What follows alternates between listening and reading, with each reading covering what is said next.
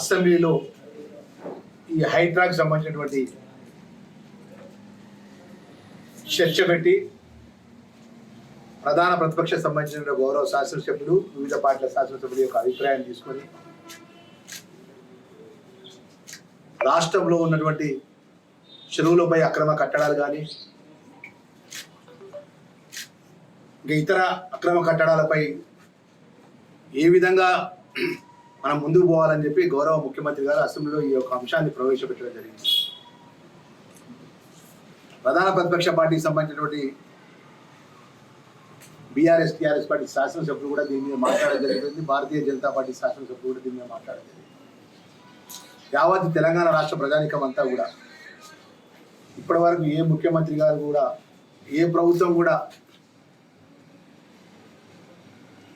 Buffer జోన్లో కానీ చెరువులపై అక్రమ కట్టడాలపై తొలగించడాన్ని ప్రతి ఒక్కరు కూడా హర్షిస్తున్నారు. గౌరవ ముఖ్యమంత్రి గారి నిర్ణయాన్ని, ఆ నిర్ణయంలో పాల్గొంచుకున్న అధికారులంతా ఇప్పుడే పెద్దలు జీవన్ రెడ్డి గారు, అదేవిధంగా మేమందరం జగిత్యాల జిల్లా కాంగ్రెస్ పార్టీ పక్షాన మేమందరం కూడా ట్యాంక్ బండ్ పక్కన ఉన్నటువంటి నక్లెస్ రోడ్ పక్కన ఉన్నటువంటి అక్రమ కట్టడాలు అయితే బఫర్ జోన్లో ఉన్నటువంటి వాటిని కూడా యుద్ధ ప్రాతిపదికమే వాటి కూడా తొలగించాలని చెప్పి గౌరవ ముఖ్యమంత్రి గారికి మేమందరం కూడా మనవి చేయడం జరుగుతుంది. అదేవిధంగా జిల్లాల పరంగా వచ్చినట్టయితే మన రాష్ట్ర ప్రభుత్వం గౌరవ ముఖ్యమంత్రి గారు దీనికి చైర్మన్గా ఉన్నారు.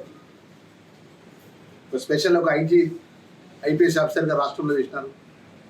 జిల్లాకు సంబంధించిన జిల్లా కలెక్టర్ గారు కానీ, జిల్లా ఎస్పీలకు, గౌరవ సూపరింటెండెంట్ పోలీసులకు కానీ ప్రభుత్వ నిబంధనలు అనుగుణంగా వారికి కూడా ఇప్పుడే చెప్పినట్టు జగిత్యాల జిల్లాకు సంబంధించిన మోతే కానీ ఇతర చెరువులు ఏదైతే అక్రమాలకు గురైనటువంటి వాటి మీద కూడా ఇదే విధంగా ఏ జిల్లాలో అయితే అక్రమాలకు గురైనయో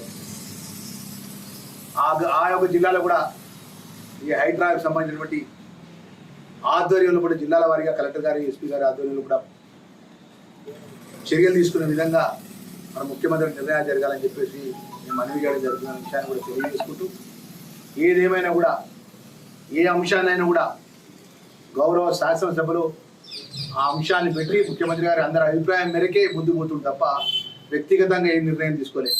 నిన్న కొంతమంది సినీ ప్రముఖులు అంటున్నారు, నాగార్జున ట్విట్టర్లో ఏదో మాట్లాడుతున్నాయి.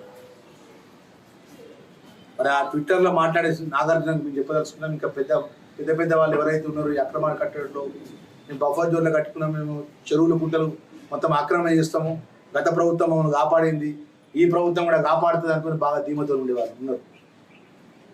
కానీ ఈరోజు ముఖ్యమంత్రి గారు తీసుకున్న నిర్ణయానికి పెద్దలు జీవన్ రెడ్డి గారు కానీ మేమందరం కూడా హర్షిస్తున్నాం.